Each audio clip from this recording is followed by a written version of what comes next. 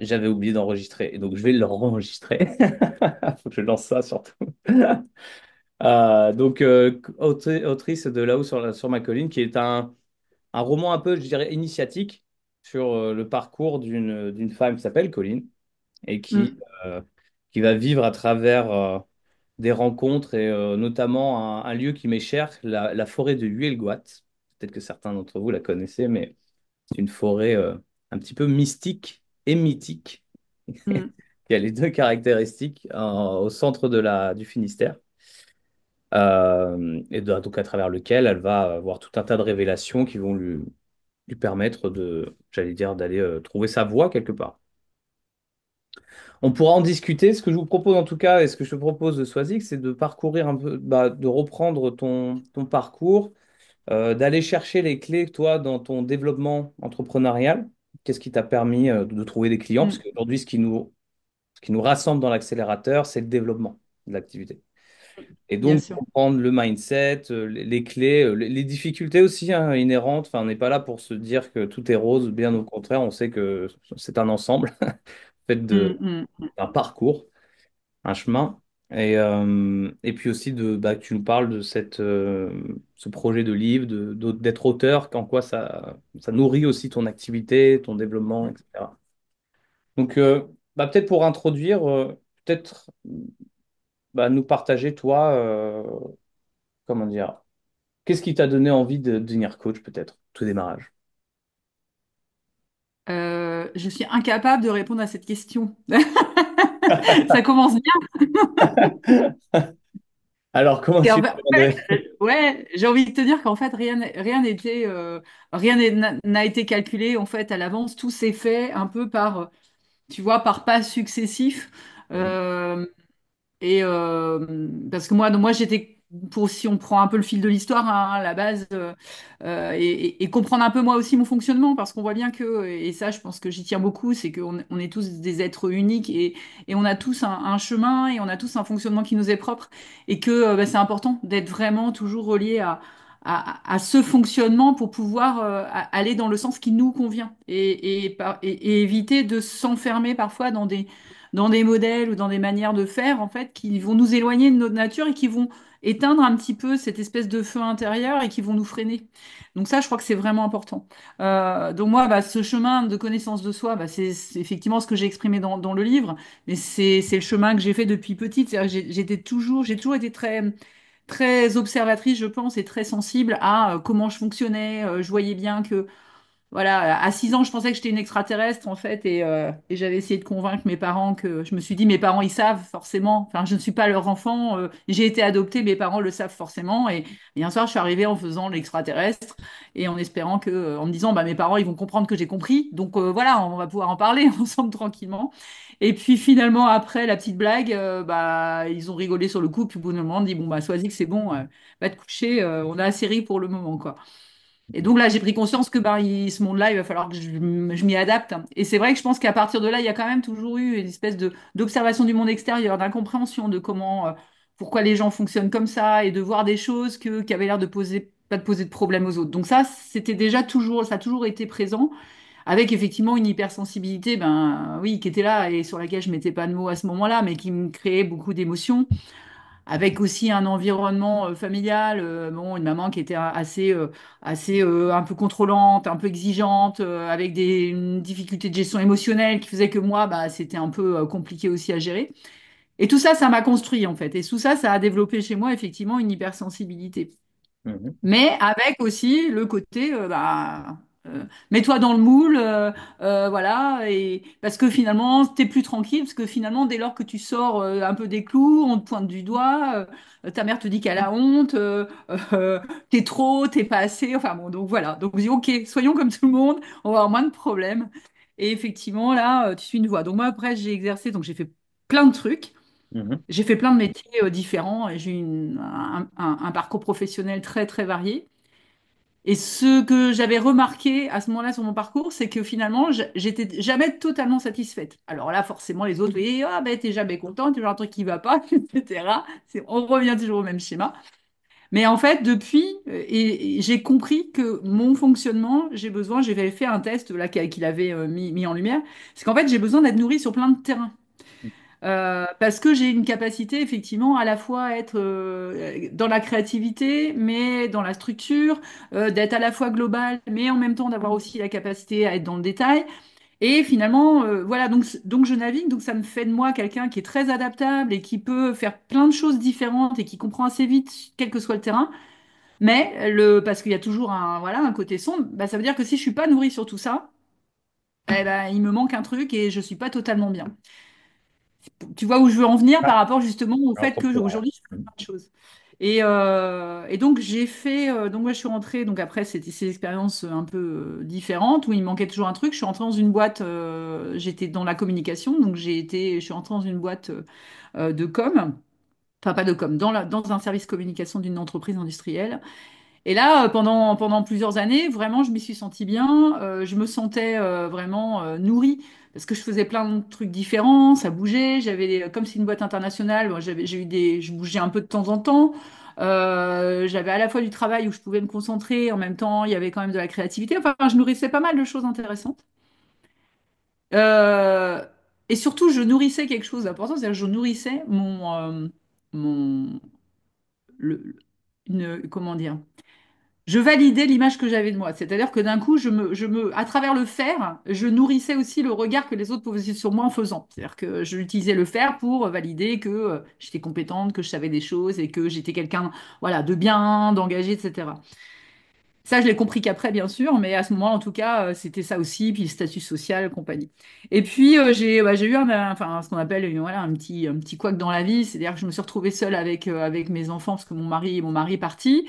Et à ce moment-là, je commençais déjà à sentir un frein dans ma vie personnelle. Et c'est là que j'ai découvert, dans un premier temps, que j'ai découvert la PNL. Et un truc incroyable que j'ai découvert dans la PNL, vous allez vous marrer, c'est que j'ai découvert qu'on ne pouvait pas changer l'autre. Alors ça a été une révélation de dingue. Parce que je me suis dit, ah bon? Mais Mhm. moi qui étais persuadée à force de dire à mon mari à l'époque que, bah voilà, il fallait pas qu'il fasse comme ça parce qu'en fait, et il me disait toujours, oui, j'en ai marre, t'as toujours raison, etc. Mais, et en fait, j'ai dit, bah en fait, il faut que je développe ma capacité à être dans l'accueil de l'autre. Mais finalement, quand tu es dans l'accueil de l'autre, c'est parce que d'abord, tu es dans l'accueil de toi. Donc, c'est d'abord développer cet accueil de toi pour après être dans l'accueil de l'autre. Donc, ça, c'était un grand changement aussi. Et le deuxième challenge auquel j'ai fait face, ben, c'est que moi, j'ai deux enfants bon, c'était assez compliqué avec les enfants. Et là, bon, après, là, ils ont été diagnostiqués quelques années après, mais en fait, ils sont tous les deux porteurs du syndrome d'Asperger, qui est une forme d'autisme sans déficience intellectuelle. Mais ça fait forcément des profils particuliers, des enfants avec, voilà, qui sont hors des clous, qui sont pas dans les normes, qui sont pas dans.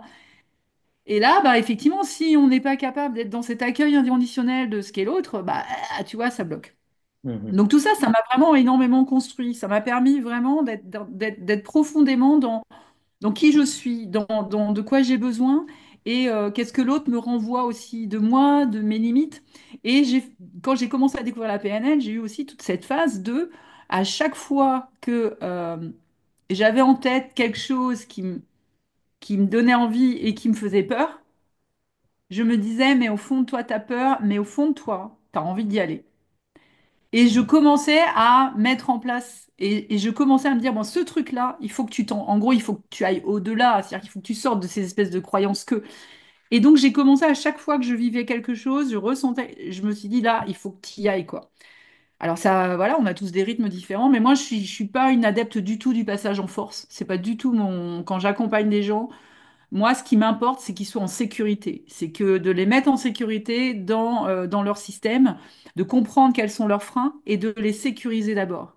Et Mhm. d'ailleurs, aujourd'hui, c'est le message que je porte aussi en entreprise, c'est-à-dire que tu peux pas forcer des gens à aller dans une direction, ou si tu les forces, ils vont y aller, mais tu vois, en freinant des cas de fer, en se mettant aussi en danger, en risquant finalement, de casser comme une pièce dans un engrenage qui va péter, et ben, l'engrenage, il va être impacté de toute façon par ça, quoi. Ok. Donc, la PNL déjà a commencé à me titiller. Et puis, ben, comme Et j'étais alors, bien dans mon boulot, Swazik, juste pour comprendre, ouais, je me permets de t'interrompre, ouais, la PNL, tu t'es formé pendant que tu étais en activité ou il y a eu un ouais, moment où tu as fait un saut dans... non. D'accord, ok. En fait, la PNL, ça a été, je faisais ça sur mon temps perso. Ok. En fait, comme je n'étais plus nourrie dans mon métier, dans mon boulot, parce que voilà, ça allait plus, je me suis dit, bah, en fait, il faut que tu arrêtes de croire que ton boulot, il va te nourrir. Donc, va te nourrir sur ce que tu aimes à côté. Donc, j'ai commencé sur mon temps perso, donc sur mes week-ends, là, à aller me former aux techniques, enfin, aux fondamentaux de la PNL. Donc, ça a duré pendant 2, 3 ans. C'était un week-end par an, un samedi par mois, et j'allais comme ça. Alors, voilà, ça a été vraiment une super fondation. Et puis une fois que ça c'est terminé, je me suis dit, bon, bah, j'aimerais bien aller plus loin. Et puis j'ai rencontré, donc j'ai vu une formation de coach. Je me suis dit, ben, donc j'ai trouvé une formation de coaching où je me suis aussi formée en coaching, donc toujours en parallèle de mon activité professionnelle, Mhm. donc plus de mes 2 enfants, etc. Donc je faisais ça le soir, mais en fait ça vibrait tellement que je me posais même pas la question, quoi. C'est-à-dire que le soir je rentrais, je m'occupais de mes enfants, ils étaient couchés, je me mettais, j'écoutais enfin j'assistais au webinaire le soir, je travaillais. Mais à ce moment-là, j'étais pas encore dans l'esprit de dire bah ouais, je vais tout lâcher et je vais devenir coach, hein. J'étais vraiment pas encore là-dedans. J'étais plus dans bah, je me nourris et je développe la capacité à être dans un métier, mais je savais pas du tout ce que je voulais en faire à ce moment-là. Et sauf que quand j'ai terminé ma formation, je me suis dit bah maintenant que tu es formé, bah, qu'est-ce que tu fais? Je dis bah voilà, je crée mon auto-entreprise. De toute façon, j'ai pas de risque quoi. Donc j'ai monté mon auto-entreprise à ce moment-là, donc toujours en parallèle de mon métier. Mais j'ai renégocié mon temps de travail et j'ai réussi à me libérer une journée par semaine en trouvant, une fois de plus, quand je vous dis que je ne vais pas en force, en trouvant quand même un équilibre entre mes besoins matériels de je dois payer mon loyer, nourrir mes gosses, etc. Et aussi l'envie d'aller vers autre chose, quoi. Donc j'ai commencé à accompagner comme ça. Et puis en 2016, j'ai fait un bore-out. Parce que malgré tout, j'étais dans cette espèce de situation un peu intermédiaire, hein, qui faisait que il n'y avait pas trop de, bah, je sentais, je n'avais pas trop de voix. Et j'ai refait un bilan de compétences en me disant, bah, ces compétences de coach, je peux peut-être les mettre dans un travail salarié, tu vois, au service de quelque chose. Mhm. Et puis il se trouve que, et là, une fois de plus, je crois beaucoup effectivement que nous sommes bien guidés, que l'univers nous guide et qu'il faut entendre aussi ces synchronicités. Je devais faire une formation qui a été annulée faute de participants. Je me suis inscrite à une autre qui devait être financée par le FONGECIF. Le FONGECIF n'a pas financé. Je me suis inscrite à une troisième formation qui a été décalée de 3 mois. Et à ce moment-là, je suis tombée sur la formation de Martin Latulippe, que tu dois connaître, Ah qui est un oui, ah coach oui. et conférencier international québécois, qui a Mhm. une académie qui s'appelle l'Académie Zéro Limite. Et quand j'ai vu ça, ça a été une explosion intérieure. Je me suis dit, une espèce de d'attraction vraiment forte pour cet homme, pour ce qu'il dégageait et pour ce qu'offrait sa formation. Je me suis dit, mais en fait, c'est ça qu'il me faut. Mais il a fallu que voilà, à chaque fois, tu vois, on repousse ces formations que j'avais prises. Et je suis rentrée dans sa formation. Et à ce moment-là, 9 mois après, je quittais mon emploi, quoi. Parce que j'ai développé, alors non seulement la manière de le faire, donc c'était une formation sur le web marketing, c'était comment me développer aussi sur Internet. Mhm. Donc, non seulement ça m'a donné une vision claire de ce que ça pourrait redevenir, ce qui m'a fait vibrer, c'est de me dire, là, je peux vraiment pleinement m'éclater sur plein de terrains. Parce que tout ce que je voyais avant dans les modèles de coach que je voyais, c'était des modèles, je me dis, mais moi, je vais pas, enfin, ça va pas être suffisant pour moi, il va me manquer des trucs. Si je Mhm. ne fais que recevoir des gens tous les jours, enfin, je vais m'emmerder entre guillemets, c'est-à-dire que je sais que je vais pas exprimer des parts de moi, quoi. Et donc, dans cette académie, par contre, ben, je me suis retrouvée à me dire, ben, je peux j'ai une vision vibrante, je sais que mes talents, ils vont pouvoir être exprimés. Et j'ai eu l'opportunité, en plus, ben, il y a quelqu'un qui est venu vers moi, un chef d'entreprise qui est venu vers moi, qui m'a demandé de former tous ses salariés. Donc, ça fait 3 sessions de 2 jours de formation. Donc, pendant 6 jours de formation, j'ai formé ses salariés. Et ça m'a donné non seulement un peu de trésorerie pour démarrer, mais en plus, ben, la conviction que j'étais au bon endroit, parce que j'ai eu des bons retours, parce que moi, je me suis éclatée, etc. Et en fait, d'un coup, ça a été comme une espèce de cette peur que j'avais à l'intérieur, là, elle s'est dissoute comme un cachet d'aspirine dans un verre d'eau, puis d'un coup, fouf, c'était le bon moment, quoi, c'était fluide. Et là, je me suis lancée à mon compte dans le coaching, quoi. Ok. Donc, tu vois, ça a été Et un ça, chemin long, quoi. ouais, c'était un chemin. Et c'était en quelle année ça, pour juste situer dans le temps, le lancement Ouais, officiel, ce moment où il y a eu cette aspiration? ouais, en 2019, en avril 2019, au moment où moi je me lançais, où je quittais le salariat, j'extrayais mon fils de l'école. Donc, tu vois, l'avril Ok. 2019, c'était un moment un peu fort, ouais. Ouais. Ok. D'accord. Donc, ok, ce que je comprends en tout cas, c'est que c'est la vision de ce que pouvait être une activité de coach qui a été un déterminant pour toi? C'est-à-dire qu'à partir du moment où tu as vu qu'il y avait une vision possible à travers ce que projetait Martin Latulippe dans son académie, ça a été pour toi un déclic de te dire, ça, c'est ce que je veux. Et du coup, d'un coup, toute l'énergie, je sais pas, c'est comme si je vois un barrage qui s'est ouvert et l'énergie qui a Ouais, commencé ouais. à apparaître. Et justement, par rapport à cette vision-là que tu as, tu peux la décrire concrètement aujourd'hui, comment elle se manifeste concrètement dans ton quotidien? Bah, en fait, bah, déjà, la vision que j'avais en 2019, elle est plus tout à fait la même que Ouais, celle que alors. j'ai aujourd'hui, hein.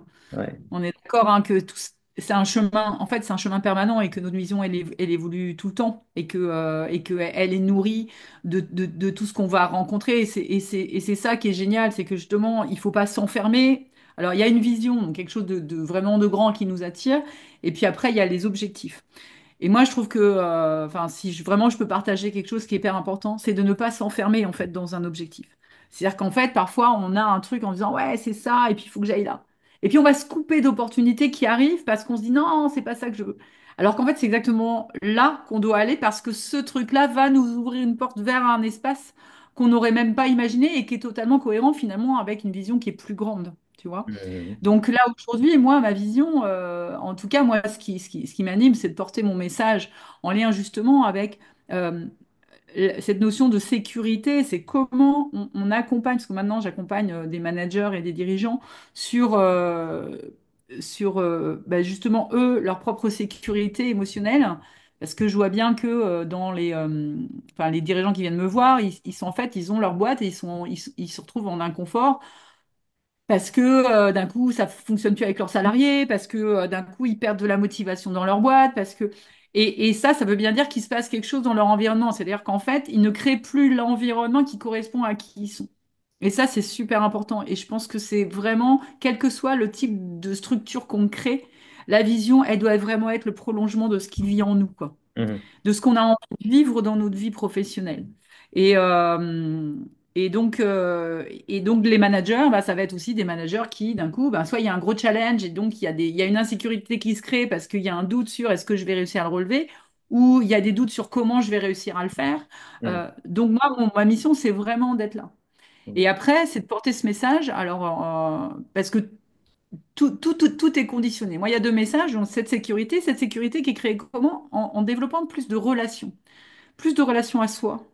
Mhm. C'est-à-dire d'être beaucoup plus dans l'écoute, d'arrêter de suivre de façon un peu instinctive notre mental. Je t'entendais, Karine, tout à l'heure dire, bah voilà, le mot c'est oser. Et hier soir, j'ai fait un truc, j'ai osé, paf, il s'est ouvert des trucs, quoi. Et en fait, c'est ça, peut-être que ton mental, il va te trouver plein d'excuses pour pas aller, tu vois, à l'événement, en te disant, ouais, mais bon, ah, t'es un peu fatigué, puis oh, je connais personne, et voilà, il nous raconte des histoires, parce qu'en fait, son rôle, hein, c'est de nous remettre en sécurité, tu vois, de nous laisser dans notre zone de confort. Alors qu'en fait, si on regarde au fond de soi, on voit la peur, mais la peur, elle doit pas nous freiner, elle doit pas nous bloquer, en fait. Elle doit juste nous dire, bon, qu'est-ce que tu peux faire pour toi pour te sécuriser dans cette situation? Et c'est tout à fait différent. C'est-à-dire que d'un coup, tu vas la regarder, tu as peur. Et tu vas dire, OK, bon là, effectivement, ouah, je suis pas super à l'aise d'aller à un événement, je connais pas trop, OK. Qu'est-ce qui pourrait m'aider à y aller et à y aller et m'y sentir bien? Donc, est-ce que je connais des gens, quelqu'un que je connais et que je peux contacter avant pour qu'on y aille ensemble? Est-ce que, bon, je peux peut-être me rappeler des événements où j'ai déjà vécu ça et finalement ça s'est bien passé? Est-ce que je peux imaginer ce que ça pourrait m'apporter, tu vois? Et tout ça, c'est finalement des stratégies que tu vas envoyer tu envoies à ton mental pour apaiser cette peur et pour te permettre d'avancer, en fait. Mhm. Donc, donc cette vision, elle est là pour être porteuse de qu'est-ce que j'ai envie de vivre, mais qui soit vraiment connecté plutôt à, voilà, à ce qu'il y a à l'intérieur et pas à ce que notre mental nous dit qu'il serait possible de faire. Ok. Parce qu'en fait, comme c'est un chemin permanent et qu'on bouge tout le temps, si on est tout le temps uniquement sur ce qui serait possible, bah, en fait, on se limite à ce qu'on est capable de faire. Mhm. Et avec une notion que j'aime bien, que je partage, qui est, il y a une différence entre le vouloir et le pouvoir. C'est-à-dire que parfois, on veut des choses, mais on ne le peut pas, parce que les croyances sont pas là, etc. Et si on veut absolument, donc soit on ne le peut pas, et on va absolument s'accrocher à un truc, mais en fait, on n'a pas la capacité. Donc là, il y a deux options. C'est soit on va explorer à développer notre capacité à pouvoir y aller, ou soit on décide de se dire, bah, en fait, qu'est-ce que je veux à partir de ce que je peux? Et c'est-à-dire qu'en fait, d'un coup, bah, l'objectif, il va prendre une autre forme. Mais c'est toujours, une fois de plus, dans qu'est-ce qui va me sécuriser le plus? À quel endroit je vais me sentir bien? Et si je dois faire que un petit pas, c'est OK, mais ce petit pas, je suis bien avec. Mais n'empêche que ce petit pas, une fois qu'il est fait, ben, toi, il me permet d'avancer de façon plus sécure vers ma vision, quoi. Yes. Alors justement, j'ai envie de rebondir là-dessus pour reprojeter sur ton parcours, pour comprendre comment toi, tu as évolué là-dedans et peut-être avec des anecdotes, ça serait intéressant. Il y a deux points là qui m'intéresseraient.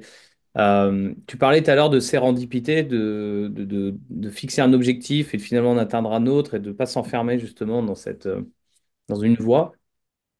Et puis à la fois, là, la question du pouvoir, vouloir, enfin vouloir, pouvoir, qui est super intéressante.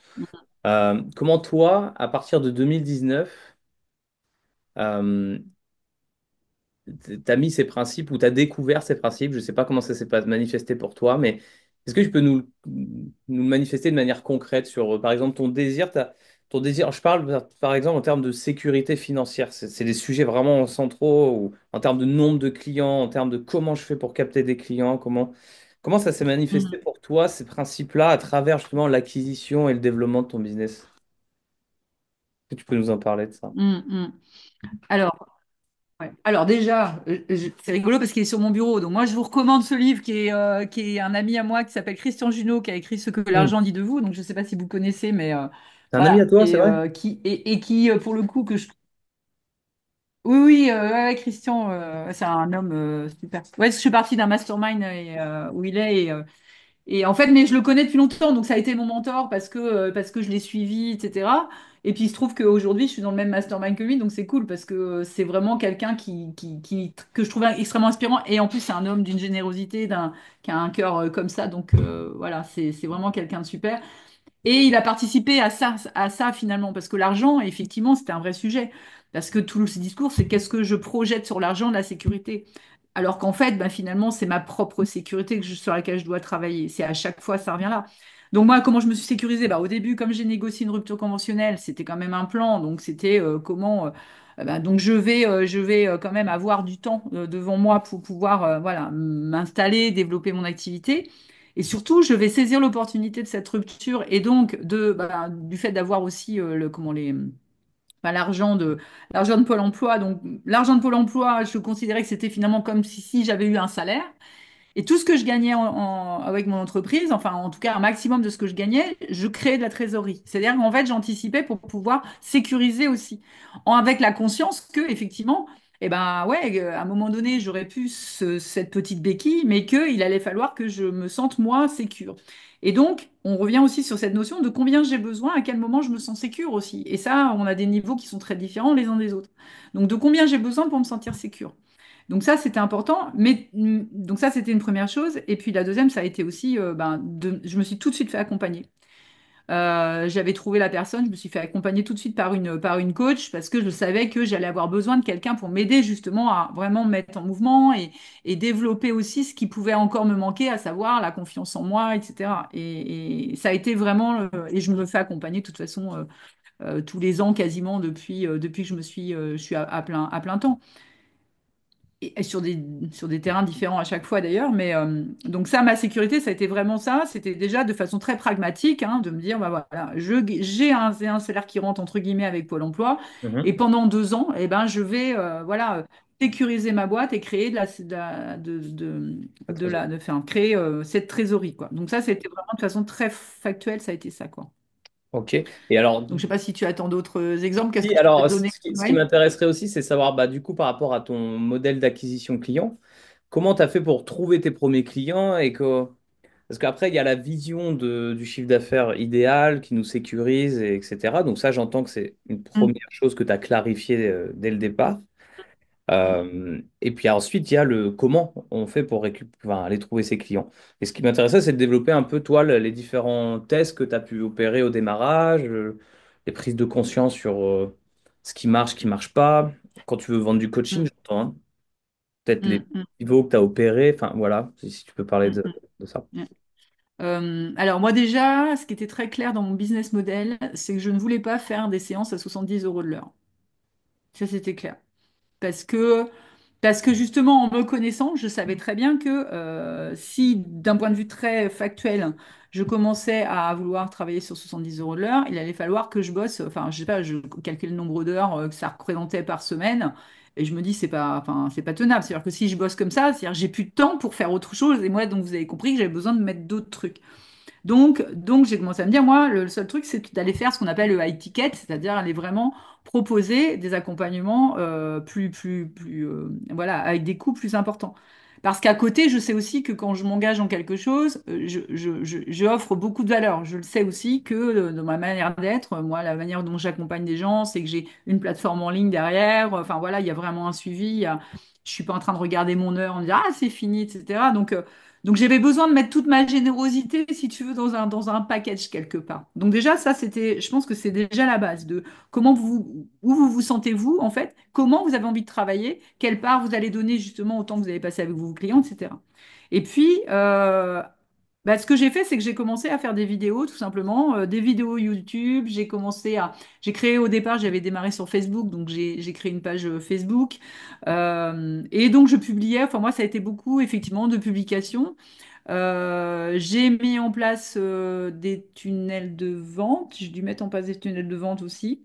Mhm, Si, j'avais écrit aussi, si, j'ai fait un lead magnet, donc en aimant un client, qui s'appelait bah, justement parce qu'à l'époque, j'accompagnais beaucoup des gens qui étaient en perte de repères professionnels, mal-être, burn-out, et un bouquin qui s'appelait J'ai perdu ma boussole. Bah, tiens, j'en ai un là. Hop. Voilà, ça s'appelait voilà, J'ai perdu ma boussole. Donc c'était un petit guide comme mhm, ça que j'avais rédigé et que j'offrais en téléchargement gratuit sur mon site internet. Et donc je communiquais autour de ça. Et ben ça m'a apporté effectivement énormément de clients. Il y a eu énormément de téléchargements et à partir de là, j'ai commencé à avoir quand même de façon assez récurrente des gens qui venaient. Donc moi, je travaille avec une plateforme qui s'appelle System.io. Donc moi, j'utilisais System.io pour mettre tout ça en place. Et derrière, donc bah voilà, donc j'ai commencé à avoir quand même régulièrement des appels et puis avoir bon, aussi pas mal de bouche à oreille. mhm, Et voilà, donc ça a commencé à s'installer comme ça, et avec une progression aussi du prix de mon accompagnement à chaque fois, de vouloir de me dire, bah ok, j'ai démarré, je sais plus à combien j'avais démarré, mais au tout début, hein, vraiment, les premiers accompagnements que je faisais un peu comme ça, juste après mon entretien de coaching, je devais être à 30 balles de l'heure, et puis après, je suis montée à 60, et puis après, bah, j'ai commencé à me dire, bah non, il faut que je passe à un package, donc j'ai dû commencer, j'ai dû avoir un premier package qui était peut-être à je sais pas, j'ai plus trop en tête, mais je devais être aux alentours de 900 euros. Puis après, je suis passée à 1006. Et là, les derniers accompagnements que je faisais, ils étaient à 2400 euros.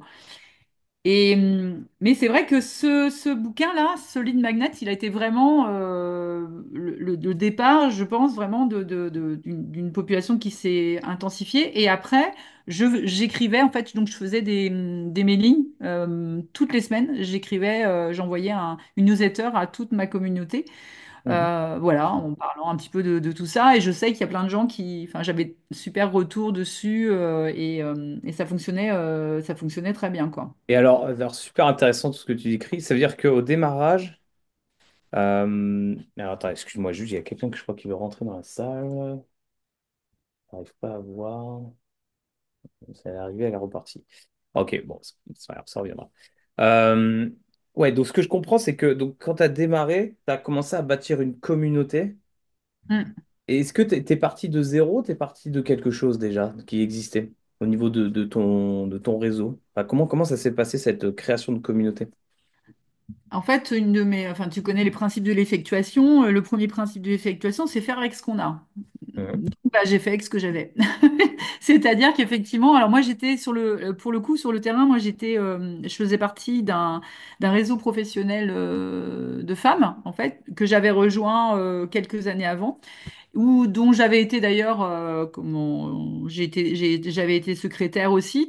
Donc c'est un réseau dans lequel déjà, bon, j'avais, voilà, qui au départ a aussi amorcé parce que j'ai pu faire ne serait-ce que des petits ateliers dans le réseau, etc. Donc j'ai commencé comme ça. Donc j'ai effectivement plutôt commencé, je pense, avec des gens, parce que ça fait quelques années maintenant, mais des gens qui étaient dans ce réseau-là et qui étaient plutôt des gens qui me connaissaient qui appréciaient ce que j'avais pu partager. Et voilà, donc j'ai plutôt commencé comme ça.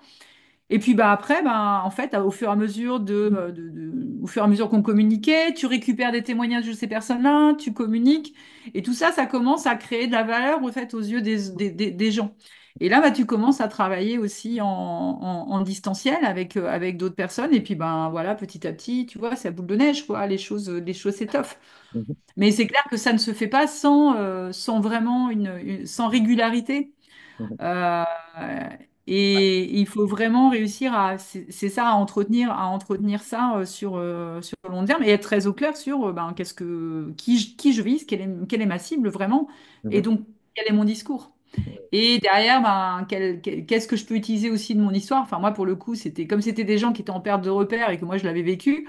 Ben, c'est sûr que enfin, ça rassurait les personnes, savoir que ben, il y avait de la résonance avec mon histoire, donc ils étaient touchés. Dès que j'écrivais, ben, c'est vrai qu'il y en a plein qui me disaient là là, j'ai l'impression de me lire, ça me parle vachement et tout. Donc forcément, ça créait un lien de confiance systématique et rapide, quoi. Yes. Et alors, c'est marrant parce que hier, on avait tout un sujet autour il y a pas mal de personnes qui accompagnent aussi sur le burn-out dans l'accélérateur et qui se posent la question, tu sais, du premier rendez-vous, faut-il le faire payer, le rendez-vous découverte, voilà, ce premier entretien de coaching. C'est quoi ta vision, toi, de ce premier rendez-vous? Avec ton expérience, tu conseillerais de l'utiliser, selon toi? Moi, j'ai jamais fait payer un premier rendez-vous. Ok. Jamais. J'ai jamais fait payer ce premier rendez-vous parce que pour moi, on est dans la connaissance. Pour moi, un échange enfin, une relation de coaching, c'est une relation comment dire, qui est approuvée des deux parties. Donc, pour savoir si on a envie de travailler ensemble et envie d'avancer ensemble, il faut que ça soit motivé par quelque chose qui est vraiment une envie profonde d'y aller, un engagement de bah oui, tu es la bonne personne pour moi et j'ai envie d'y aller. Donc moi, je fais pas payer un premier accompagnement enfin parce que c'est pas du coaching. Hmm. Parce que c'est pas du coaching. C'est un espace où tu comprends la problématique de la personne, où tu valides avec elle bah, finalement que tu as bien compris sa problématique, où tu lui expliques, toi, ce que tu en comprends et où tu pourrais l'emmener. Et, et où elle évalue, elle, si finalement tu es la bonne personne pour pouvoir l'y emmener et si bah, la manière dont tu l'y emmènes lui convient. Hmm. Toutes les conditions, voilà, que ce soit les conditions financières, le rythme des séances, etc., etc.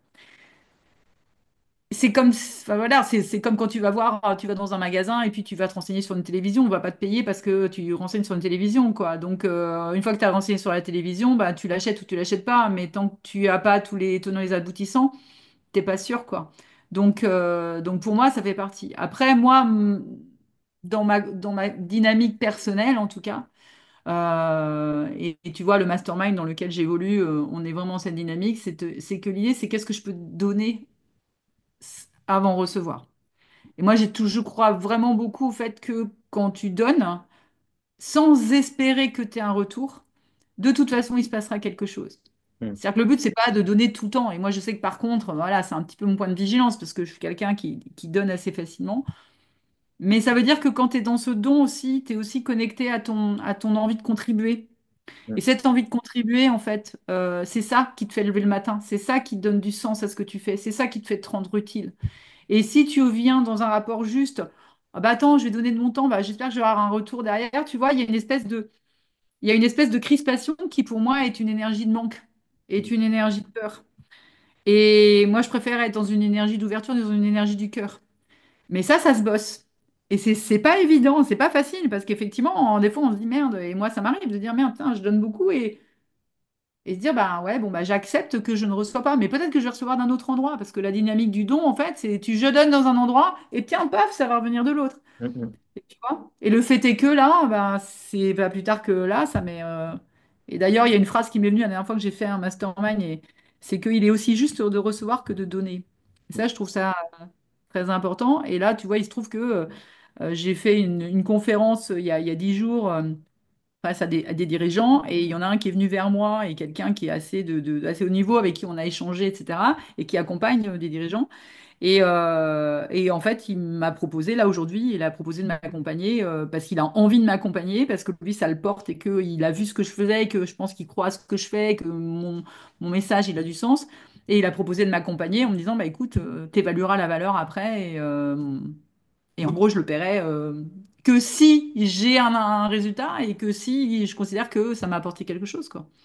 Ok, Et je pour lui ai t'accompagner à demandé, quoi du coup? Juste pour comprendre, il t'a ah ben, proposé. il m'accompagne à vraiment restructurer, comme je suis dans une phase, je te disais, hein, je suis dans Ah une oui, phase un peu de pivot, en fait, donc il m'accompagne à, tu vois, à remettre un peu toutes les choses à plat et à revoir comment je structure finalement mon offre, mon entreprise, mes tarifs, voilà, à partir de ma vision et que je me reconnecte à ma vision et que tout, je mette tout en place de la bonne manière, de façon très pragmatique. Donc voilà. ok. Et, donc, tu vois, le don, il est revenu de l'autre côté. Moi, je donne Hmm. beaucoup. Et en fait, paf, d'un coup, ça arrive. Alors, pour moi, c'est un cadeau énorme. Je me suis dit, ça m'a vraiment beaucoup. Je me suis dit, waouh, je mérite ça. Et, euh, et en fait, voilà, c'est ça. Et c'est ça les surprises. Et c'est ça la fameuse sérendipité, quoi. Mm. Ok. Génial. Et du coup, par rapport à... Donc là, merci en tout cas pour ce partage sur la séance découverte. C'est super intéressant de comprendre ça, enfin en tout cas ton point de vue. Et juste, la question qui me vient, c'est ton offre. Comme on travaille Mm. beaucoup là-dessus aussi, ton offre, tu dis qu'elle a beaucoup évolué dans le temps, que c'est une offre à la valeur et pas une offre à l'heure que tu vends. Comment tu l'as construit? Est-ce que tu peux nous parler de ton offre, celle qui a cartonné, j'allais dire, celle qui s'est bien vendue, peu importe si c'était avant ou pas, mais Ouais, ouais. qu'est-ce que tu peux en dire? Comment tu l'as construit? Qu'est-ce que tu y as mis dedans de façon très concrète? Tu vois, tu me parlais d'une plateforme e-learning? Ok, il y a ça, du one-to-one. Comment tu l'as géré en termes de temps? Comment tu l'as distillé? Ouais, est-ce que tu peux nous donner un peu de... Ouais. Donc moi, donc l'offre que je ne fais plus en ce moment, puisque comme j'ai fait ce pivot là aujourd'hui, je suis plus auprès de ce public-là, mais c'était une offre donc qui était, donc je disais, à 2 400 euros. On était sur à peu près 8 séances d'1 h 30 d'accompagnement, environ tous les 15 jours, parce que c'est un rythme que je trouve assez intéressant. C'est pas trop rapide, ça laisse, tu vois, redescendre, mais en même temps, ça permet quand même de maintenir la dynamique du coaching, hein, parce qu'on sait aussi que des fois, les gens, ils se laissent un peu repartir. J'ai une plateforme en ligne que j'ai créée sur un outil qui est tout con qui s'appelle Trello, où je dépose en fait, où j'ai finalement, comme je me suis beaucoup formée avec notamment avec Martin Latulipe, avec là récemment Guillaume Dulude, avec voilà différentes personnes que je lis beaucoup, dès que je voyais quelque chose moi que je trouvais hyper intéressant, qui m'interpellait, en fait, je rédigeais, j'écrivais ce que j'appelle des cartes en fait, tu vois, et avec des intitulés comme ça. Et aujourd'hui, je dois avoir une centaine en fait de cartes sur tout un tas de sujets. J'ai tourné des vidéos sur certaines aussi, sur des thématiques, par exemple, sur comment de passer de la partie consciente à inconsciente, des langages d'amour, voilà. J'ai fait un peu des synthèses de choses, la communication non violente, etc. Comment tu crées ta vision. Donc j'ai fait des vidéos comme ça. Et en fait, quand j'ai des gens, je leur mets cet accès-là à cette plateforme et à chaque fin de session, je leur mets des apports en lien avec ce qu'on a vu ou en lien avec ce qui me paraît vraiment important qu'ils aillent regarder de façon un peu plus approfondie.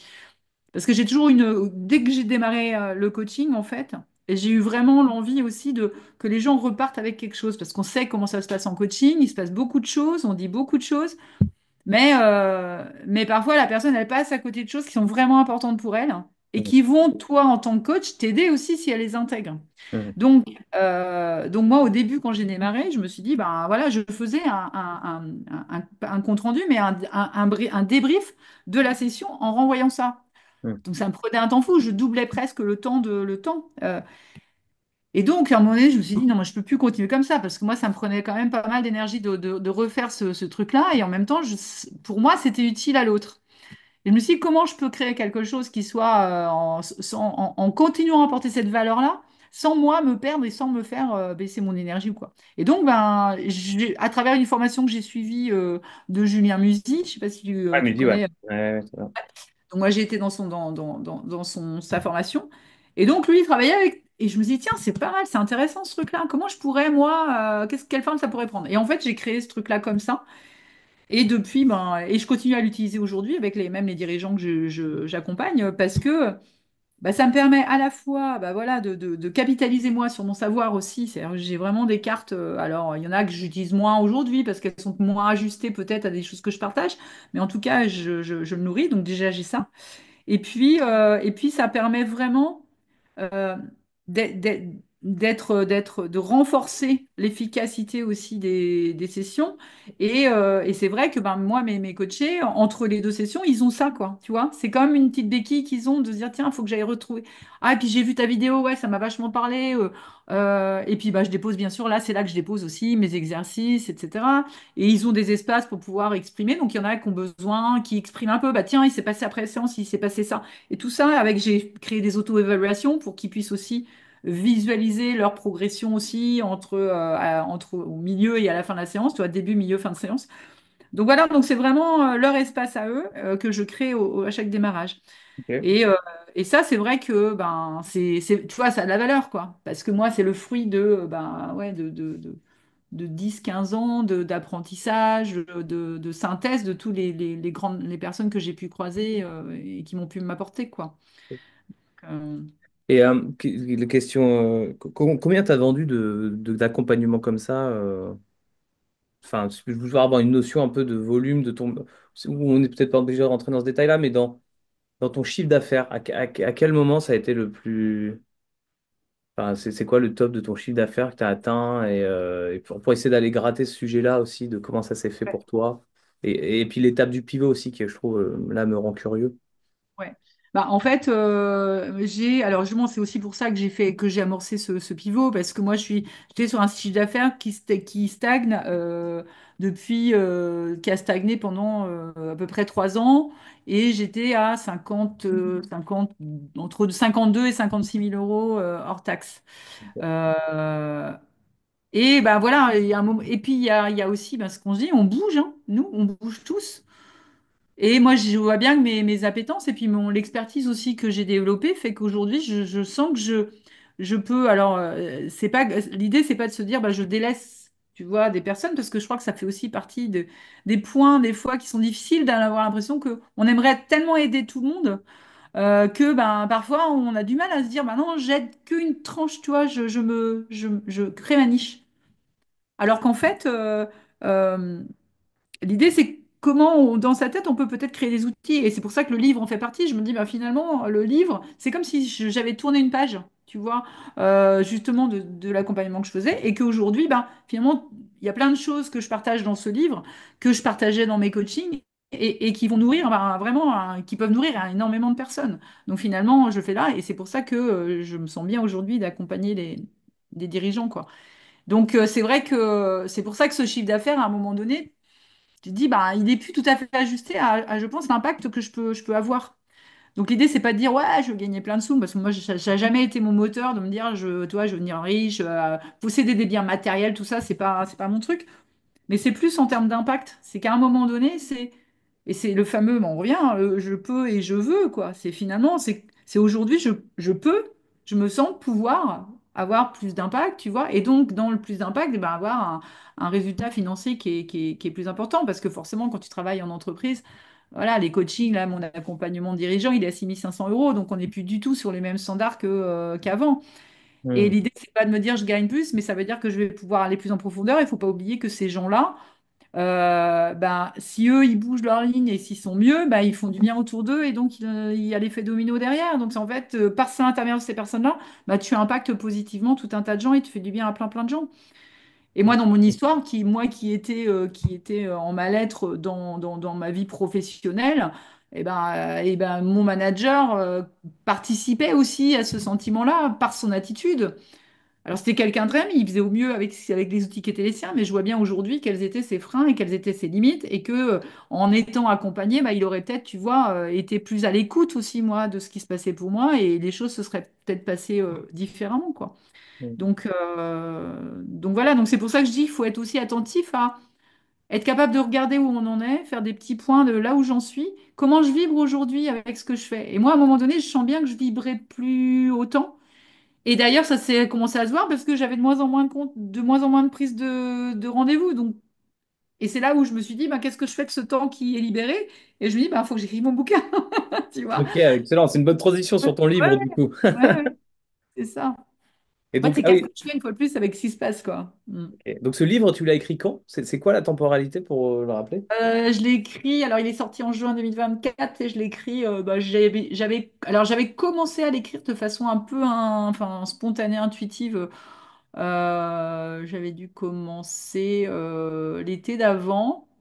Et puis, et puis à un moment donné, je me suis dit, ouais, mais là, si je continue comme ça, vu la richesse de tout ce que je voulais y mettre, je me suis dit, je vais aller dans le mur, il faut que j'ai une méthode, quoi.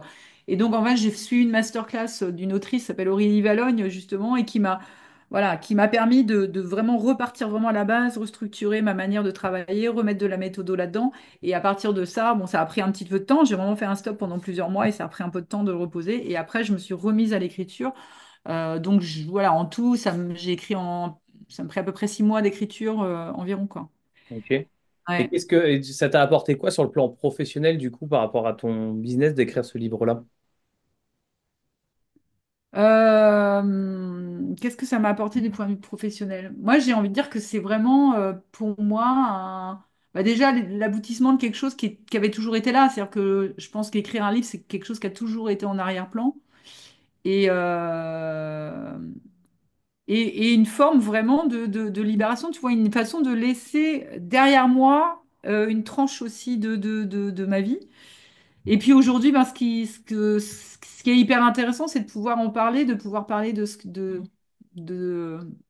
bah, ça te transmet aussi tous les enseignements et tout ce que j'ai pu découvrir aussi moi sur mon chemin personnel, professionnel aussi, que j'avais envie de mettre dans ce livre. C'est Mhm. un message d'espoir aussi de chacun, de ne vous laissez pas enfermer par l'image que vous croyez devoir avoir, par ce que vous croyez que les autres attendent de vous, par ce qui vous rend, selon vous, aimable aux yeux des autres. Apprenez d'abord à, voilà, à nourrir cet amour vis-à-vis de vous-même. Et là, vous allez découvrir la meilleure manière de vous faire aimer des autres, mais pas parce que vous allez faire, mais parce que vous allez être pleinement, quoi.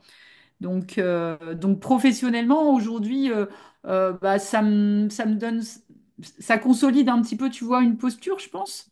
Mhm. Maintenant, comme j'ai changé de public et je suis plus avec des managers, ben, c'est vrai que tu vois, c'est pas par mon livre que je vais avoir ces clients-là, je le sais. Ah, d'accord, ok. Mhm. Mais n'empêche que, ben, tu vois, là, le client plus récent là, avec qui je travaille, là, ben, je lui ai offert mon livre et il l'a lu super vite. Et comme en plus, lui, il a un profil hypersensible, enfin, il a été vachement touché par ce livre-là. Et c'est un livre qui s'adresse à des humains, si tu veux. Donc finalement, derrière les costumes, tout le monde a un cœur qui bat et donc ça peut parler à plein de gens. Mhm. Mais ça veut dire qu'il faut aller aussi chercher sa vulnérabilité. Il y en a certains qui vont pas forcément, tu vois, oser y aller, quoi. Mhm. Mais voilà, donc professionnellement, peut-être c'est un peu tôt. Je vais envie de te Ah, dire que ouais, c'est le sentiment. Ok, voilà. ouais. Toi, ça t'a permis en tout cas de tourner une page, de faire un vrai point sur ta Mm, situation et accompagner mm. ce besoin de reprendre de la hauteur et d'ouvrir une nouvelle voie, quoi. Ouais, c'est ça, ouais. Yes. Bah, écoutez, en tout cas, ce que je peux proposer là, à ce stade, c'est peut-être de poser, si vous avez des questions, parce que du coup, on a beaucoup échangé, beaucoup de matière et sans doute beaucoup de questions. Et puis je suis bavarde, bon, vous avez remarqué aussi, hein, une fois qu'on me lance, je m'arrête plus. Philippe, Emma, Karine, est-ce que vous souhaitez intervenir? À ce stade, j'ai peut-être pas forcément de questions. Merci, Swadik, parce qu'il y a plein de choses qui résonnent évidemment pour nous, enfin en tout cas pour moi en tant que coach et ma vision du coaching et ma vision de l'accompagnement. Donc moi, je suis plutôt sur une cible de manager en fait et de manager intermédiaire, D'accord. pour un peu tiraillés, tu vois, dans leur mission et avec leur hiérarchie et avec leurs collaborateurs. Et non, non, je voulais juste faire un retour parce que tu as cette capacité, en tout cas, de communication, puisque tu écris, tu communiques, tu viens d'un milieu de communication. Moi, c'est quelque chose que je sais pas bien faire, en fait, et que enfin, voilà. Donc, je voulais juste partager ça, de me dire, tout ça fait envie, tout ça, j'y pense, mais dans l'écriture, en tout cas, je suis pas très bonne, quoi. Alors, Donc là, voilà, je fais juste un partage en me disant,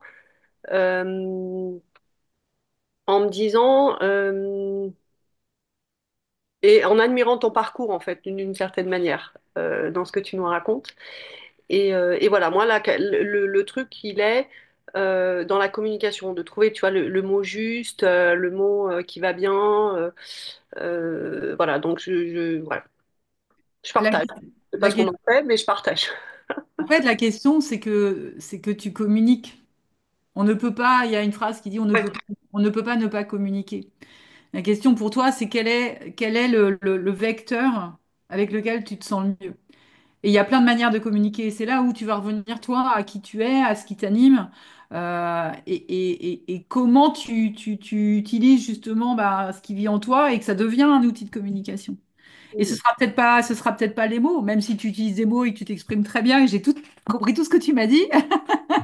Tu mais l'idée, c'est quel serait pour toi le vecteur de communication que tu pourrais utiliser. Il y en a, ça va être l'art. Il y en a d'autres, ça va être effectivement par la musique. Moi, je fais du théâtre d'improvisation aussi. Et effectivement, j'ai fait une formation de conférencière, etc. Parce que je sais que effectivement, c'est mon terrain d'excellence, c'est mon terrain de jeu et que ça me plaît, que j'aime ça en fait.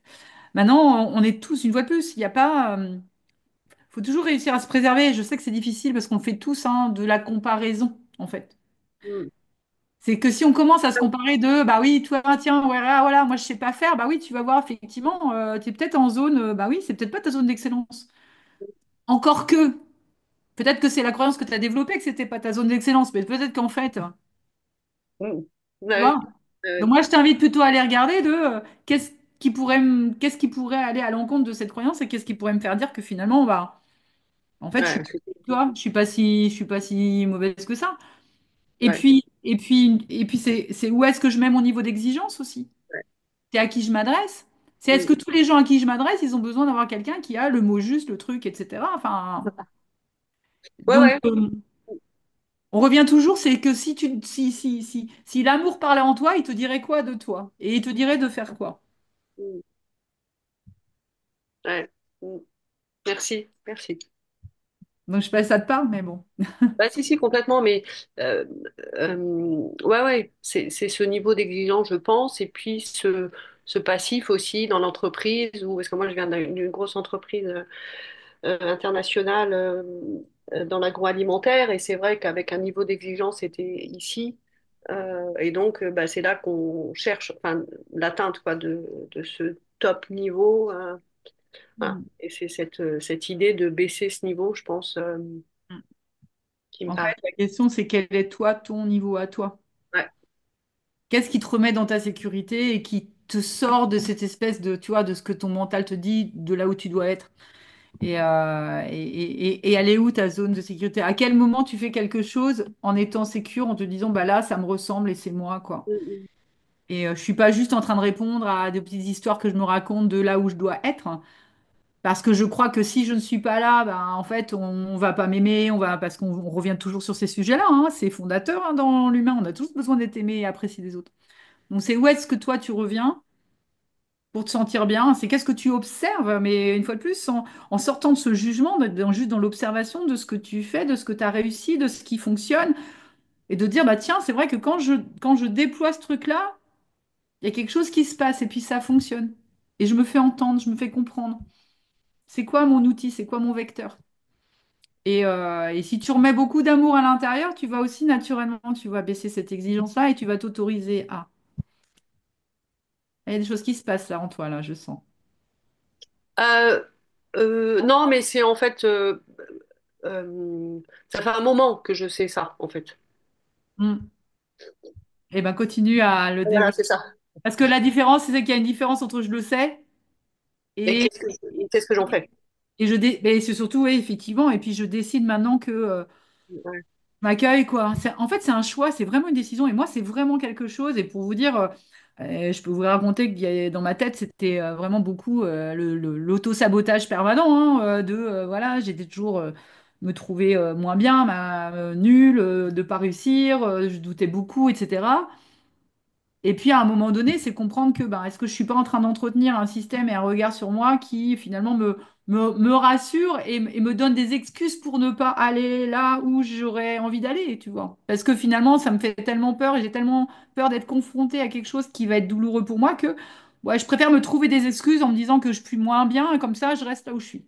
Mm, Donc à un moment donné, c'est un choix de se dire, bon, il va falloir, si tu veux vraiment là, aller là, parce que au fond de toi, tu sais que tu as de le potentiel, au fond de toi, tu sais ce qui t'anime, au fond de toi, tu sais que tu as des choses que tu peux apporter au monde, et ben il va falloir que tu décides dans ta tête de tenir un discours qui va être différent et de croire en toi. Moi, je dis souvent que si tu avais une meilleure, tu dois être ta meilleure amie, ça veut dire quoi? Ça veut dire que imagine que ta meilleure amie elle soit à côté de toi et qu'elle te tienne le discours que tu te tiens.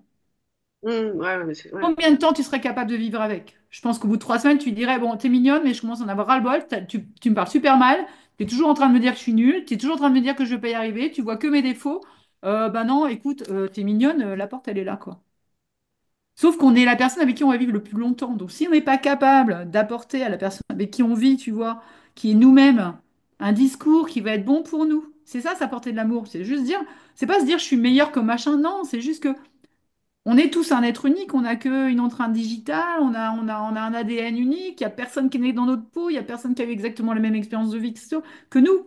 On est des êtres uniques et cette unicité-là, eh ben, c'est à nous, on est les seuls capables de la révéler. Mais pas en essayant, tu vois, de faire des... juste en étant soi-même.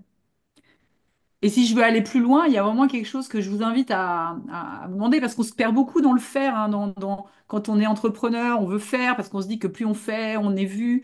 Voilà, là, c'est vraiment la dynamique de l'ego. C'est de revenir à qui on est.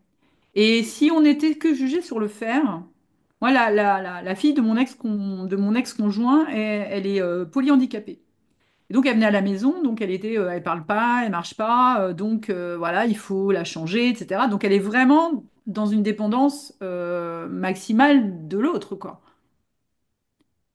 Et donc, on pourrait se dire, ben, tiens, elle est là, mais en fait, elle sert à quoi? Elle sert à rien. Elle fait rien.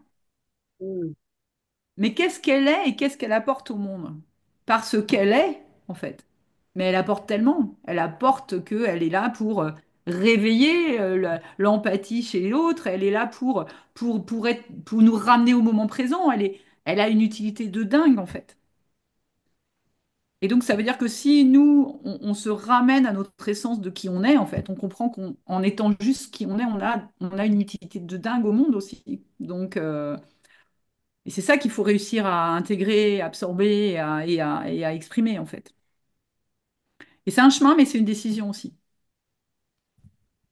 ouais, ouais, c'est ça. Puis c'est ce qu'on fait, c'est ce qu'on apporte à nos coachés, hein, dans cette démarche-là.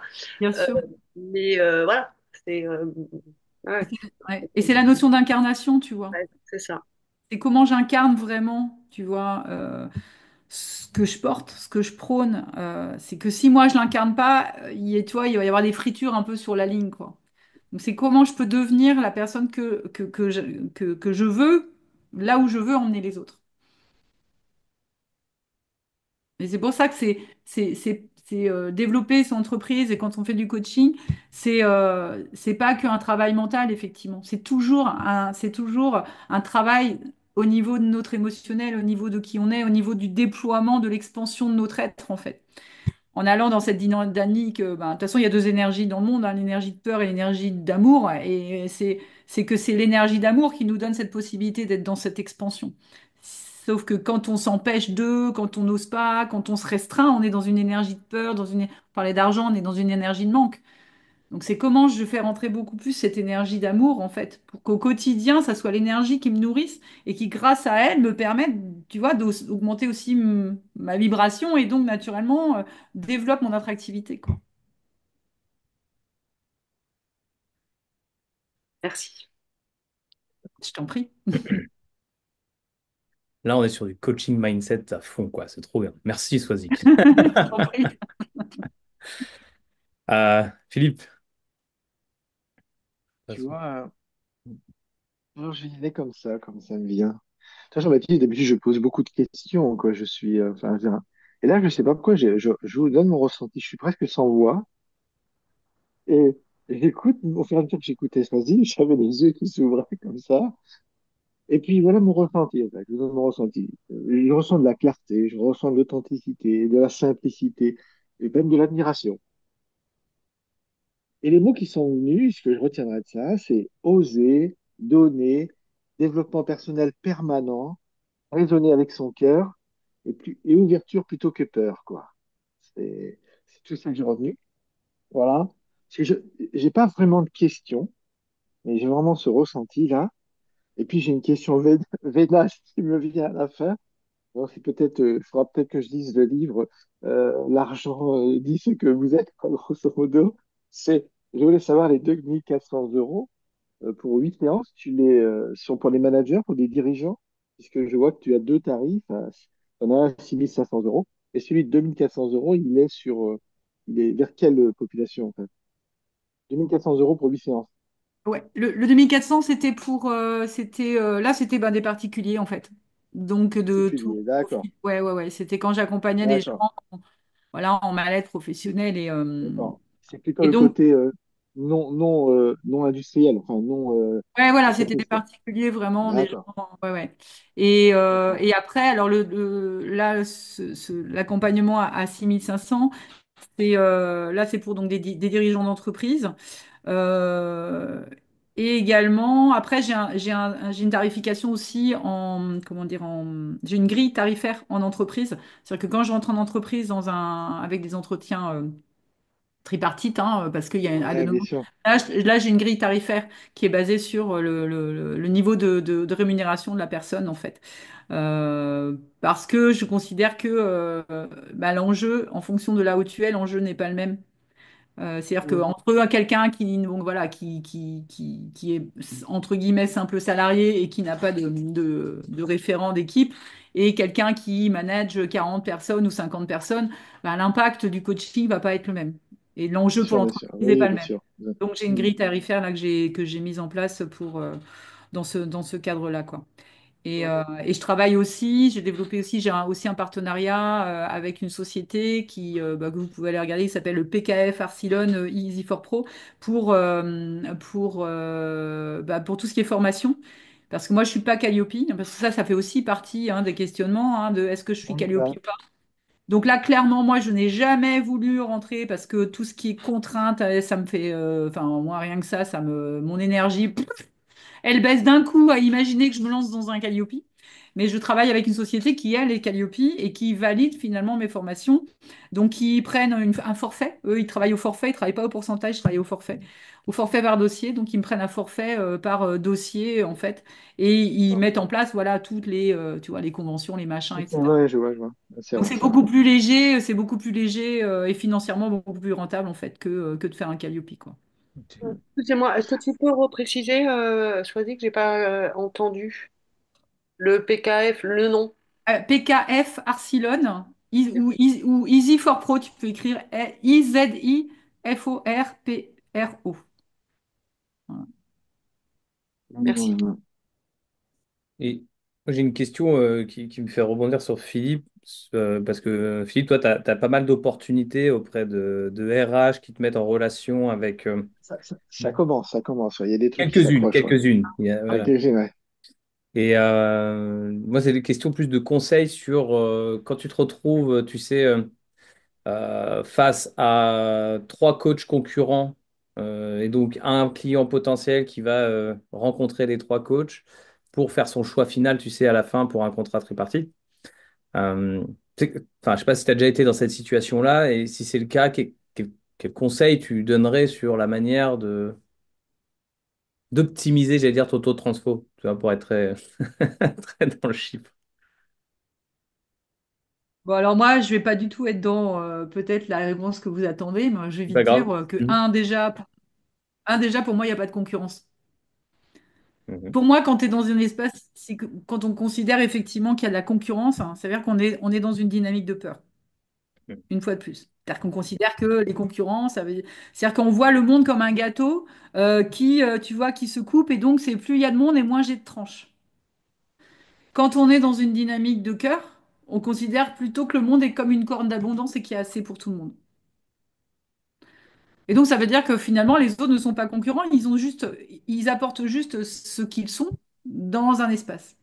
Donc moi, ma dynamique, et c'est pour ça que voilà, j'ai vraiment de bonnes relations avec tu vois, tous mes consoeurs ou mes confrères coachs. Alors, ça n'empêche pas, des fois, d'en voir certains faire des trucs, dire putain, je suis un peu jaloux ou quoi. Enfin, c'est normal, on est des humains, donc on a tous ces sentiments-là. L'idée, c'est de ne pas s'enfermer là-dedans et juste de regarder, de dire ah, tiens, bah oui, parce que peut-être que ce que tu es en train de faire, tu aimerais bien réussir à le faire. Ok, ben qu'est-ce que tu peux faire pour peut-être, toi, aller dans cette direction-là, quoi, tu vois. Et donc, par rapport à ta question, pour moi, un coaching, c'est une rencontre. Donc, la seule chose que tu peux faire finalement c'est d'être pleinement toi, c'est-à-dire juste de pas essayer de prouver quelque chose à la personne en face. C'est une rencontre. C'est juste de se dire, bah écoute, voilà, donc moi, voilà ce que je t'ai apporté, voilà comment moi je fonctionne. Moi, ce que je ressens de toi, c'est ça. C'est déjà de juste d'être qui tu es, de te montrer tel que tu es dans ta nature, dans ta compétence, par ta capacité effectivement d'écoute et de comprendre le besoin. Mais d'être capable de dire non à un client et de te dire, mais en fait, ce client, j'ai même pas envie d'accompagner, quoi. Parce que, et c'est là où à un moment donné, il faut aussi se dire, bah, moi, j'ai la chance, mais je me dis, c'est aussi peut-être sans doute parce que j'ai fonctionné comme ça. Si j'ai refusé un client parce que c'est passé un truc, j'étais pas hyper à l'aise, j'ai appelé ma superviseure et donc je lui ai fait part de ce qui se passait et elle m'a dit, pour moi, c'est quelqu'un qui va te créer des emmerdes, en fait. Et c'était un contrat à plus de 4 000 euros, quoi. Bah, je lui ai dit, bah, écoute, j'ai changé d'avis, je pense que c'est pas une bonne idée de t'accompagner parce que c'est en dehors de ma zone de confort et j'ai refusé un contrat de 4 000 euros. Voilà, c'est quand même pas super confort sur le moment, mais ça m'a créé, j'ai senti en moi que j'avais un soulagement parce que c'était pas juste en fait de l'accompagner. Mm. Et je suis convaincue aujourd'hui qu'effectivement, c'est quelqu'un avec qui ça aurait pas marché. Donc, dans une phase de se dire, bah, finalement, moi, j'apporte ce que j'ai à apporter et la personne, et j'ai même envie de lui dire, de lui donner la liberté d'aller choisir quelqu'un d'autre. C'est-à-dire que moi, quand j'ai des gens comme ça, dire, bah, écoute, moi, je les encourage à aller contacter d'autres personnes. Je dis, moi, je t'encourage à aller contacter d'autres personnes pour que tu t'assures, si tu me choisis, que je suis vraiment la meilleure personne pour t'aider. C'est-à-dire que tu es déjà en train de le faire bosser dans sa capacité à décider, quoi. Et, euh, et ce qui est génial, c'est que justement, quand les gens te choisissent, mais ils te choisissent vraiment. Et là, l'accord entre toi et ton coaché, il est top et les gens, ils bougent et ça fonctionne super bien, quoi. Donc voilà, après, c'est pas toujours le cas. Après, il y en a qui viennent vers toi et spontanément, voilà, ils imaginent même pas aller voir quelqu'un d'autre parce que c'est toi, avec toi qu'ils ont envie de bosser, quoi. Mais dans un contrat tripartite, donc ça nous met aussi une pression en moins. C'est-à-dire que si tu commences à te mettre de la pression, de dire putain, j'ai concurrent, faut que je sois bon, faut que je sois bonne, en fait, tu es trop dans le faire, tu essaies de prouver quelque chose, et tu t'éloignes finalement peut-être aussi parfois de ta nature, de ta sensibilité, exactement de ce dont la personne aurait besoin peut-être pour décider. Et comme dans un entretien d'embauche, si tu te bases sur tes compétences, eh ben, finalement, on se bat tous au même niveau parce qu'on a tous des diplômes de coaching, tu vois, de praticiens de PNL, de machin. On peut tous, mais on se bat tous avec les mêmes armes, en fait. Donc, personne ne sera gagnant. Ton unicité, eh ben, justement, elle t'est propre. Et là, pour le coup, personne ne peut se battre sur ce terrain-là avec toi, puisque toi, tu es qui tu es. Donc, voilà, moi, en tout cas, la manière dont j'aborde les choses, quoi. Une question, c'est une question qui m'est venue. C'est bon? Choisis que avant, tu étais en communication dans une société, j'imagine. Je sais pas s'il était grand ou pas, mais je voulais savoir si ensuite tu t'es servi de ce réseau-là au départ, quand tu as commencé, ou tu as quitté la société, tu as coupé les ponts et tu ne t'es pas servi en fait du réseau que tu pouvais avoir là. Alors, c'était une grosse boîte, ouais. C'est une boîte qui était au départ familiale, qui était rachetée par un gros groupe américain. Et voilà, donc ça faisait partie d'ailleurs des raisons pour lesquelles je l'ai quitté. Euh, non, je me suis pas du tout servi de ce réseau parce qu'en fait, ils sont. Et ben, une fois de plus, ça conforte tout ce que je pense, c'est que, en fait, moi, j'y étais plus bien parce que j'étais pas ajustée. Et en fait, là, même encore récemment, hein, la RH, je la connais très bien. La nana qui est DRH, je la connais très bien. J'avais de bonnes relations avec elle, hein, parce que la RH qui m'a donné ma rupture conventionnelle, elle a quitté la boîte, qui était quelqu'un de très bien. Elle a quitté la boîte, est devenue coach d'ailleurs.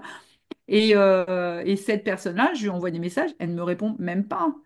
Parce qu'ils sont pas du tout ouverts à ce que j'offre, en fait. Et c'est pour ça que finalement, c'est- l'idée, c'est parfois, alors oui, il faut aller, des fois, tu vois, dépasser ses limites et aller dans des directions. Et puis parfois, il faut accueillir aussi que quand tu es trop en force, c'est que juste t'es pas au bon endroit, quoi. C'est juste que, tu vois, il y a quelque chose qui fonctionne pas. Et c'est pareil avec un coaché, en fait. L'idée, c'est est-ce que je suis la meilleure personne pour toi, là, par rapport à qui tu es? Moi, je crois, moi, je fonde tout ce que je fais, je le fonde sur mes valeurs, quoi. Et je vois bien que quand mes valeurs, elles sont pas respectées, ça coince, quoi. Donc, une fois de plus, c'est plus on se connaît, plus toi tu sais, en fait. Plus tu sais ce qui résonne, plus tu l'exprimes aussi. Et c'est-à-dire que même en entretien de coaching, tu peux très bien dire, bah, tu sais, voilà, moi, mes valeurs, c'est ça, ça, ça. Et tes valeurs, c'est ton cadre. Et si tu poses C'est un ça. cadre qui est clair, eh ben, tu crées de la sécurité pour l'autre aussi. Tu vas dire, bah Mm. voilà, avec moi, voilà comment ça fonctionne. Moi, par exemple, je suis quelqu'un qui est, moi, je sais pas, moi, tu veux dire, moi, je suis quelqu'un moi, le respect, pour moi, c'est hyper important. Donc, ça veut dire que dans le respect, pour moi, c'est important qu'on démarre à l'heure. Voilà, tu poses ton cadre. Et l'autre, il va savoir comment il fonctionne avec toi. Et il va peut-être te dire, ah bah moi, ça me va bien et tout, voilà. Ou alors, ok, d'accord, je prends connaissance de ton cadre et tu poses un truc. Et c'est pour ça que c'est une rencontre. Mais, Ouais. euh, mais si nous-mêmes, on n'est pas au clair avec notre propre cadre, ben forcément, c'est plus compliqué de le Ouais. proposer aux autres, quoi. Donc, je sais pas si je réponds à ta question, mais... Si, si, si. Mais après, il y en a une autre derrière qui vient. Si tu veux, je peux alimenter avec ça aussi. Tu vois.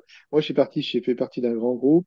Et puis, bizarrement, j'ai plus. C'est pas que j'étais en écart avec ce groupe ou ses valeurs, etc. Pas du tout. Mais j'ai eu envie de tourner la page. Et puis, en fait, dernièrement, bah, j'ai réactivé mon réseau. Et puis, c'est comme si dans ce réseau, puisque apparemment j'ai laissé une bonne impression, c'est comme si ce réseau me disait, bah oui, mais il y a des choses à faire, tu peux revenir, etc. Et bizarrement, tout doucement, j'ai l'impression que je suis prêt à y retourner et que je peux répondre à des besoins qu'ils ont, quoi. Voilà. Mm, Mais j'ai eu besoin à un moment donné de quitter ça, de vivre un peu ce que je vis là pour revenir ensuite. Et peut-être parce que aussi, je me sens plus légitime à force de travailler sur le sujet, puisque je suis parti il y a à peine un an et demi. Moi, j'ai aussi, j'ai besoin d'être un peu, de me sentir. C'est peut-être une question aussi pour toi. C'est, toi, j'ai besoin de sentir que je suis un professionnel, que je commence à maîtriser mon sujet, etc., etc.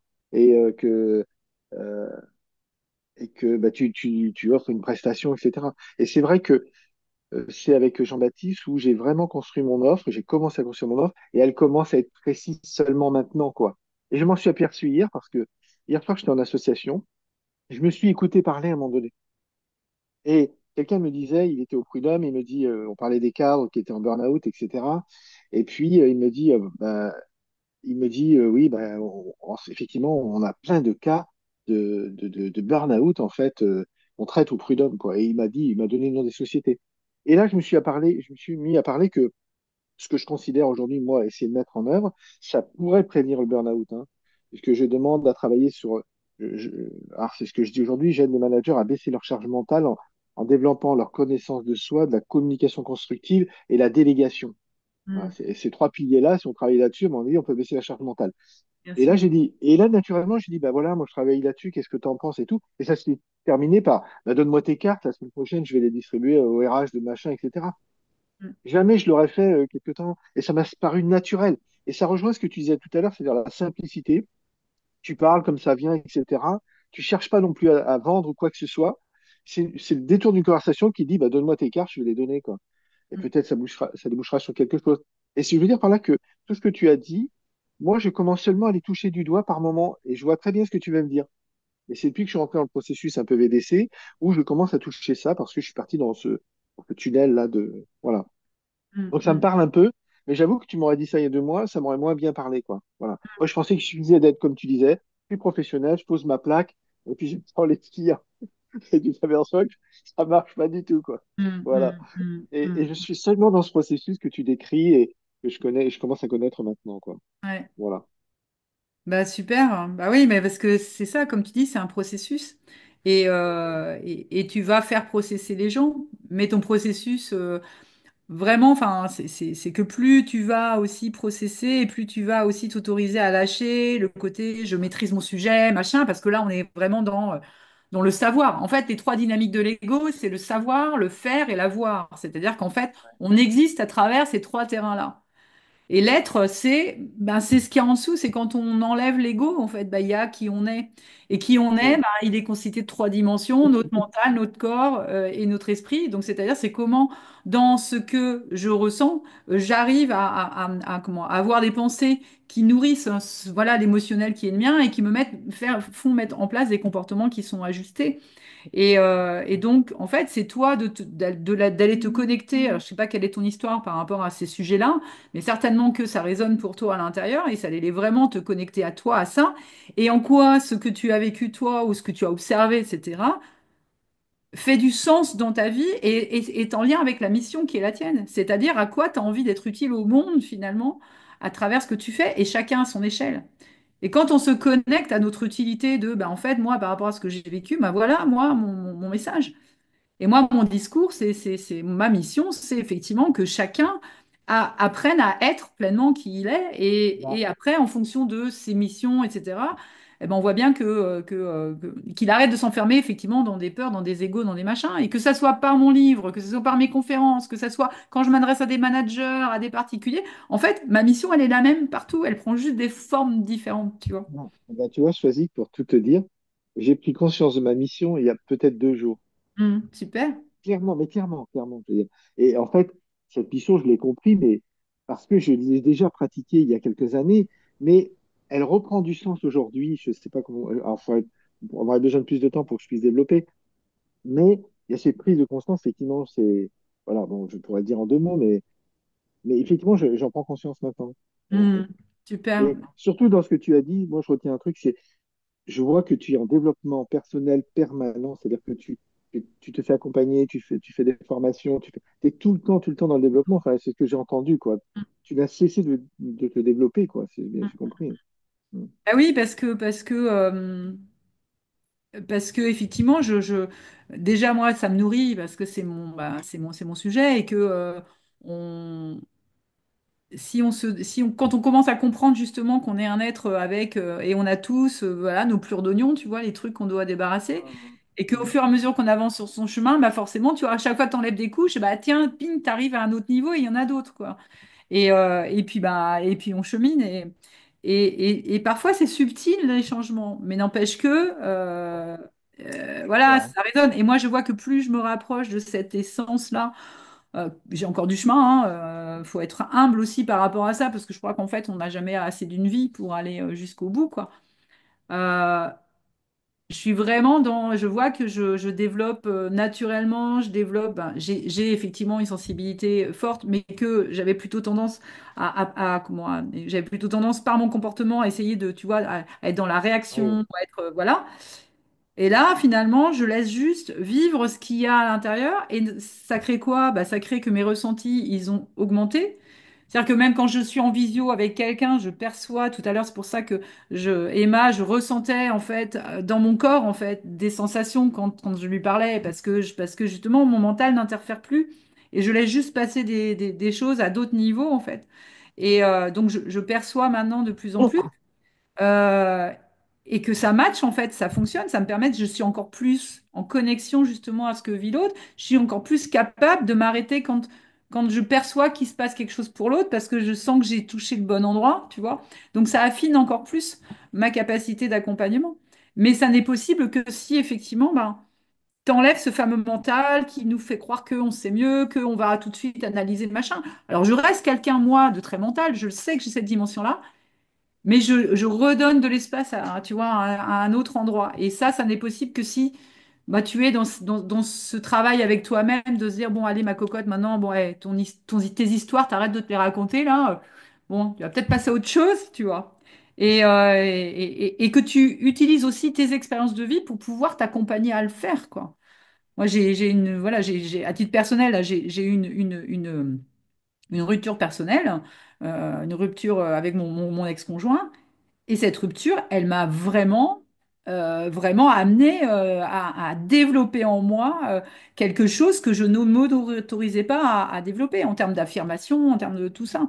Quelque chose qui était encore un peu, tu vois, là où je n'osais pas trop. Et à un moment donné, dire, bah, en fait, là, il faut que j'y aille, j'ai pas le choix.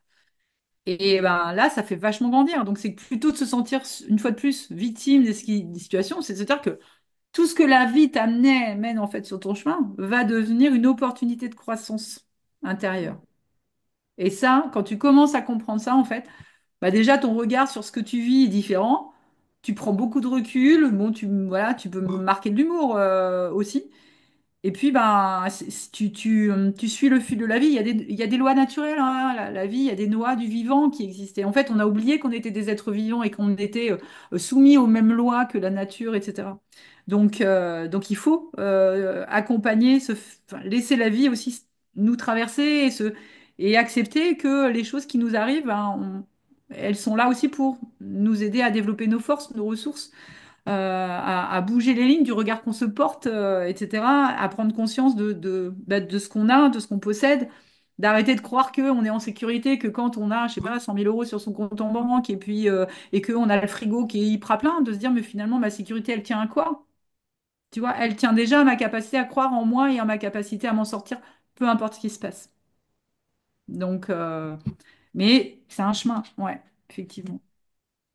Super. Merci, Sophie. On arrive au bout, il nous reste 5 minutes à vous respecter le temps de notre échange. Karine, je voulais te laisser la parole puisque tu n'as pas eu l'occasion d'échanger pour... Ouais, bah moi j'écoute, hein, je me Ouais. nourris. Ouais. En même temps, je me dis oui, j'ai eu un parcours aussi, un chemin, et du coup, je me dis, voilà, on part on part de comment? Moi, je dirais que j'ai une renaissance après mon burn-out, en fait.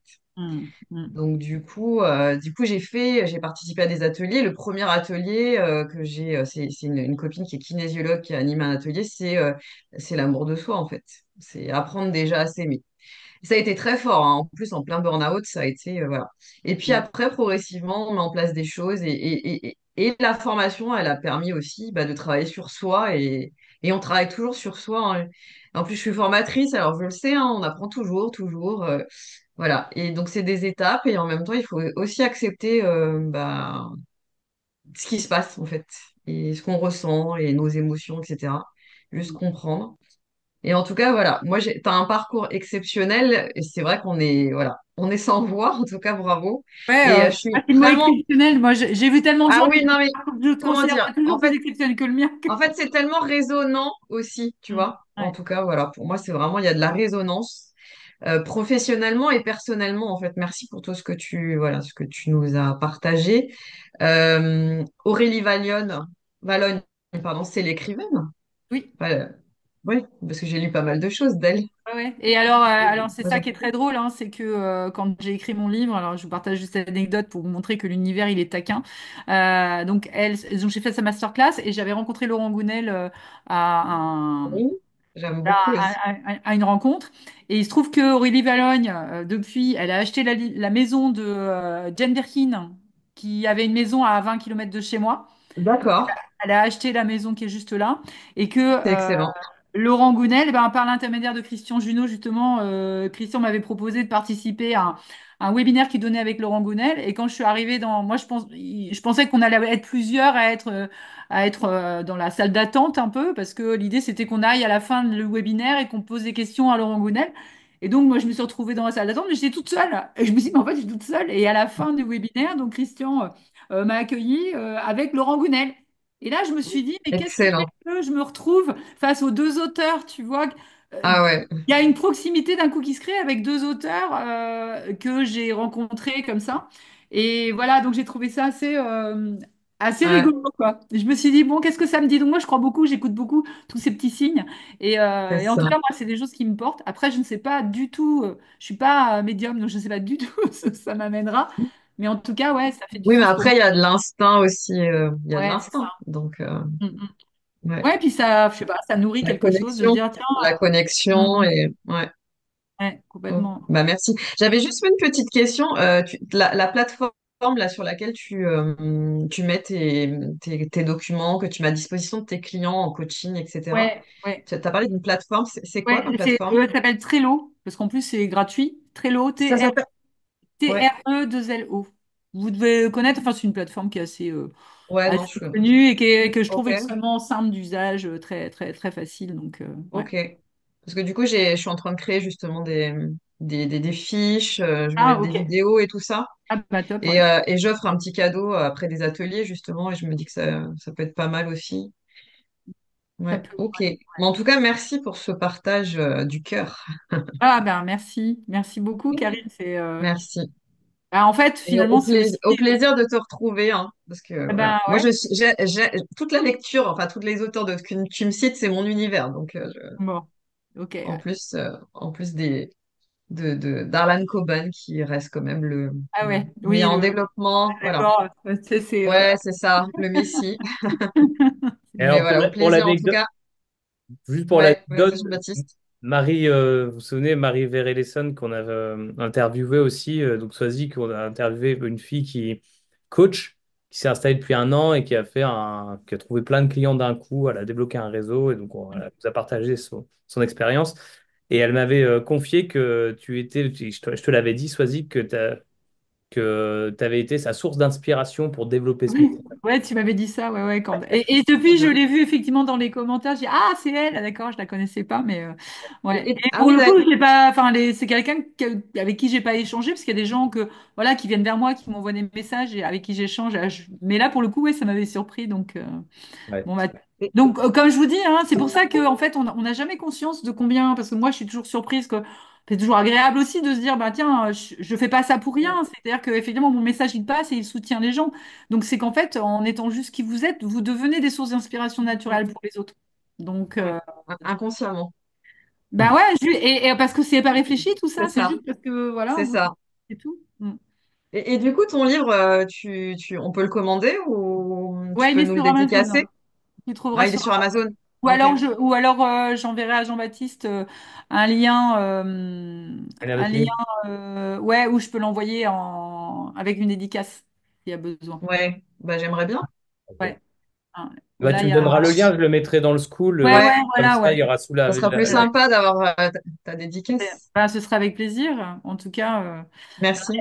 ouais. Bah, merci à vous. Merci pour Merci vos beaucoup. Et merci Jean-Baptiste pour attentions. Mm. Bah, Ouais, puis merci vous à êtes toi. ce bon entre deux moment. bonnes mains, Ouais. avec Oui, Jean-Baptiste, en tout cas. Ouais. ouais, on est en évolution permanente. Ouais, ouais, ouais. Mais c'est vrai que je suis contente parce que j'en avais.